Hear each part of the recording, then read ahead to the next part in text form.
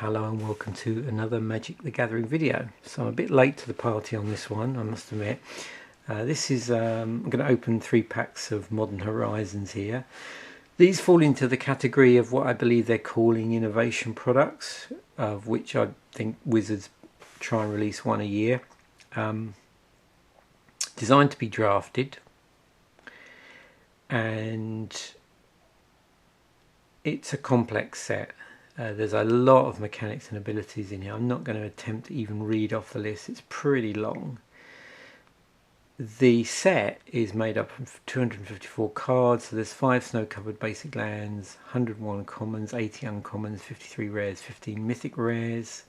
There's premium versions of the cards that are obviously randomly inserted. It contains 209 new cards, and the rest that make up the 254 cards are going to be cards that up to this point weren't legal in Modern, and obviously take out of that equation the snow-covered basic lands, which are, you know, technically reprints, although they may have different artwork.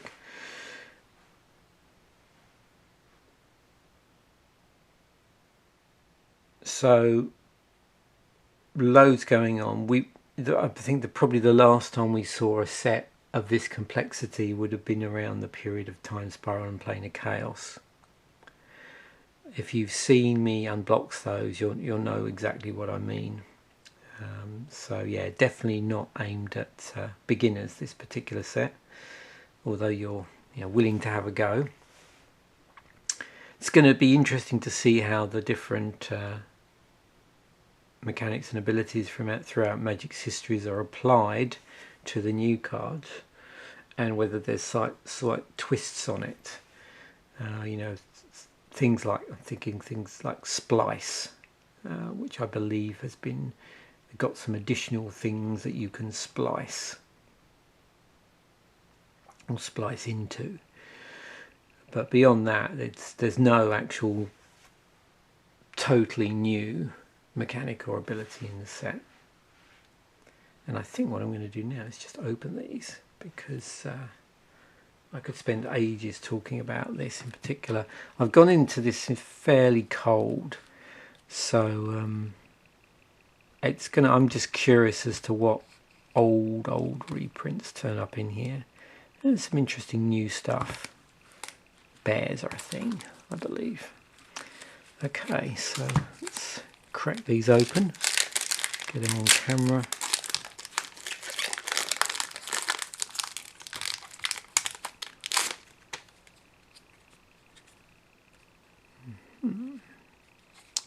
How is this organised? Hold on, let me turn.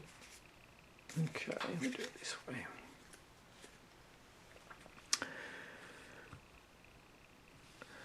So first up we have Enduring Sliver. So we have slivers in the set.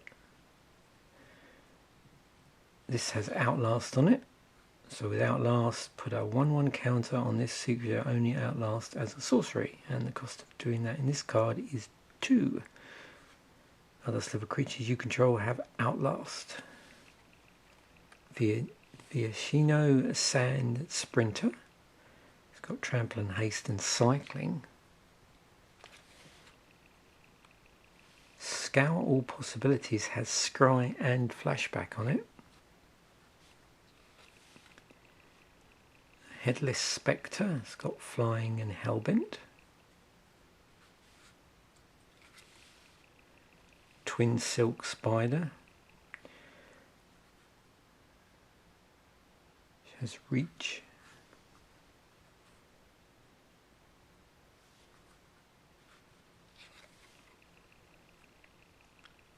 Excavating Anurid, I think that is. It's got Threshold on it. The Threshold was a graveyard mechanic. Or is a graveyard mechanic. Cleaving Sliver. Sliver creature you control get +2/+0. Knight of Old Benalia. Spend 5 on it.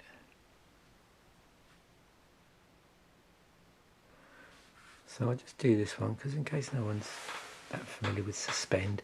Suspend 5 for a single white. So obviously the card has a regular casting cost on it of 3 and 2 white, but for its suspend cost, rather than cast the card for its regular cost, in this case you can pay a single white, exile it with 5 time counters on it. That's what the suspend 5 represents, or the 5 in suspend 5. At the beginning of your upkeep, remove a time counter. When the last is removed, cast it without paying its mana cost. It has haste. So because you've got counters on this as well, and I don't know if there's anything in the set that manipulates counters, it would be possible with certain cards that remove counters to get this into play, or cheated into play, a lot quicker than would normally be the case. So when this enters the battlefield, other creatures you control get +1/+1 until end of turn. Man of War is in the set.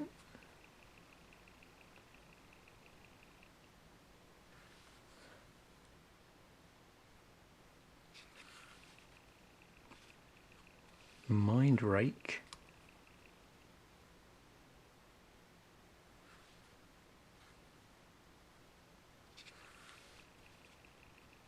Urza's Rage, which has Kicker 8 and a red on it, and the Mind Rake has Overload.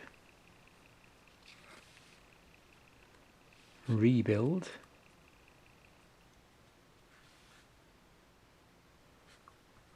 Cycling. Feaster of Fools with Convoke and Devour.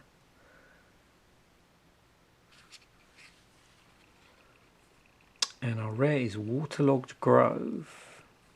So we tap, pay a life, add green or blue, and 1 tap, sacrifice Waterlogged Grove, draw a card. We have a snow-covered swamp. Oh, there's an extra card which is like a full art thing here. Interesting. 24 of 54. Okay. And a bear token and a zombie token. So my understanding is that all the tokens are double-sided. So technically the packs are slightly bigger. Although we talk about 15 card packs, the packs usually are 16 because they include 15 regular magic cards and then a token or an advert. These are 17 because they've got the additional artwork card.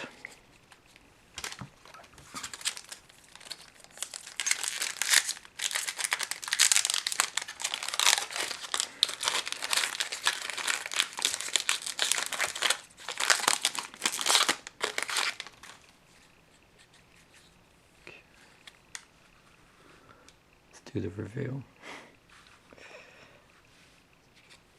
It's all about the commons. Stirring Address with Overload.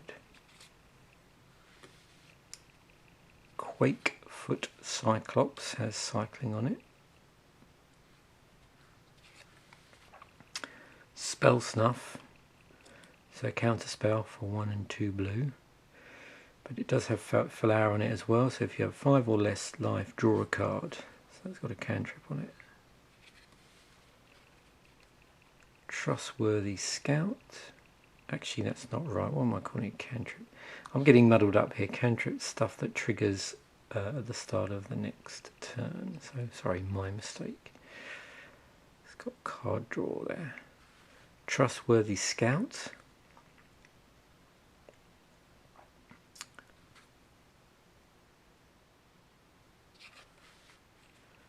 So interesting tutor there.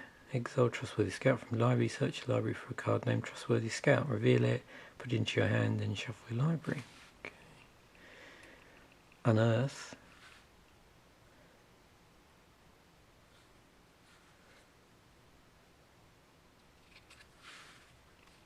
Spore Frog. Shenanigans with Dredge on it.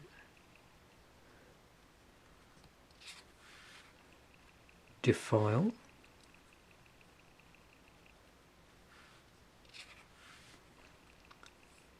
Volatile Claws, Trumpeting Herd. It's got Rebound. So if you cast this spell from your hand, exile it as it resolves. At the beginning of your next upkeep, you may cast this card from exile without paying its mana cost. Valiant Changeling. So with the Changeling, basically means this card has every creature type. And the creature type is, in this case, for this particular card, is Shapeshifter. Splicer's Skill. So this has the splice into instant or sorcery. 3 and a white. As you cast an instant or sorcery spell, you may reveal this card from your hand and pay its splice cost. If you do, add this card's effects to that spell. Soul Herder. Crushing Footfalls is our rare. So you've got a sorcery here, suspend 4,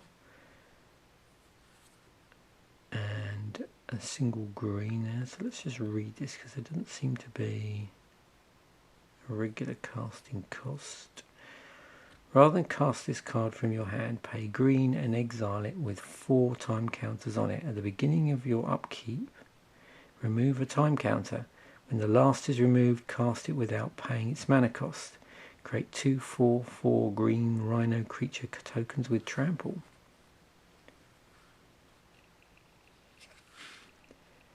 And we have a snow-covered forest. Our work is... what do we have here? There we go. Get it the right way up. Oh, we have a Merit Lage token. Cool. So up to this set, this would have been quite hard to get hold of. This is this Flying Indestructible 2020 token, legendary creature avatar.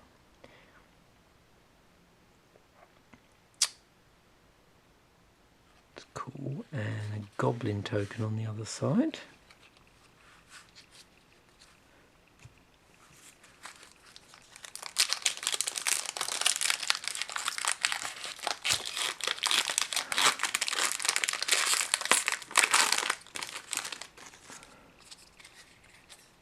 Nice foil token there.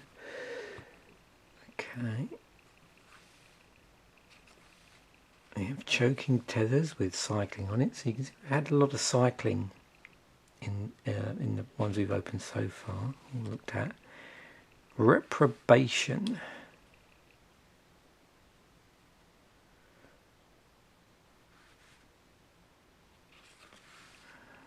Goblin Champion. It's got Exalted on it. Ransack the Lab. Frostwaller. Oh, here's one with the... this is a snow creature, lizard. So for 1 snow mana, Frostwaller gets +2/+2 until end of turn. Activate this ability only once each turn. Snow mana being paid with 1 mana from a snow permanent. Irregular Cohort with changing on it. Solgar Scavenger with Flying X and Exploit. Fountain of Ichor, 3 mana rock. Tap, add 1 mana of any colour. For 3, Fountain of Ichor becomes a 3/3 dinosaur artifact creature until end of turn. Orcish Hellraiser. It's got Echo on it. Venomous Changeling with Death Touch. Thundering Djinn, 3 blue-red creature Djinn with flying. Slingan Lieutenant. creates 2/1/1 red creature goblin tokens when it enters the battlefield. Pillage. Destroy target artifact or land. It can't be regenerated. For 1 and 2 red. Sorcery speed. Well, that's rather handy. I have the token and I have merit large slumber.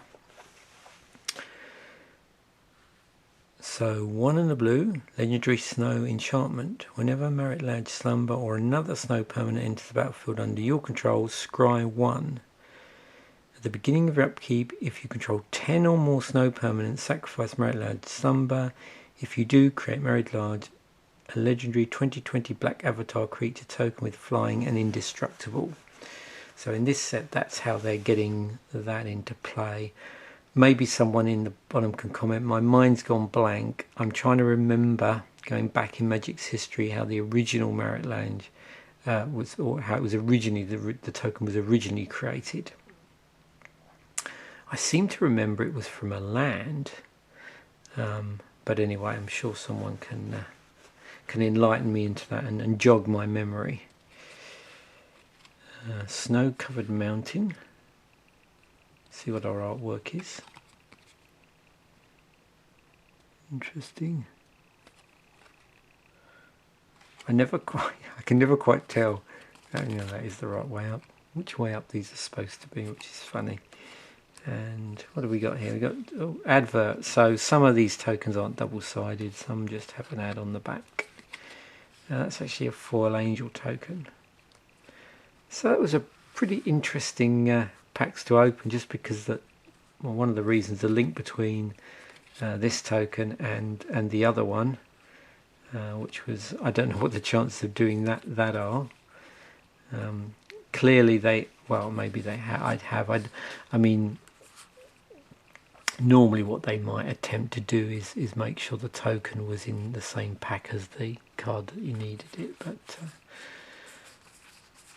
and in this case that didn't happen. I just got lucky, really. These just came out of a booster box. Okay, so there we have it. That was, like I said, pretty interesting. Maybe someone could tell me if I actually pulled anything of any extreme value there. I didn't look up on the prices beforehand. I don't know whether the merit land token is relatively expensive, like the other one was, but that was, obviously because that one there weren't many packs open. I'm trying to rack my brains now actually and remember whether that was. I should know a lot of this stuff, but for some reason Cold Snap is bouncing around in my head as where the original card came from that goes with that token.